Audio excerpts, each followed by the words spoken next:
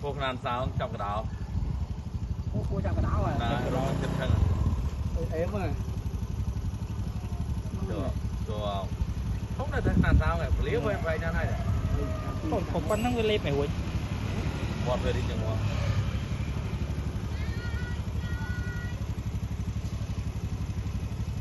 Cô biết bao là cô hiểu. Nan sao?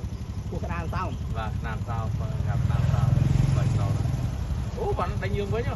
Ô cả chứ. Đây có con có đáy á. Mà đánh ngược bốc với đánh như mình. Cô không chạy trong bầy kìa. Đây đây này.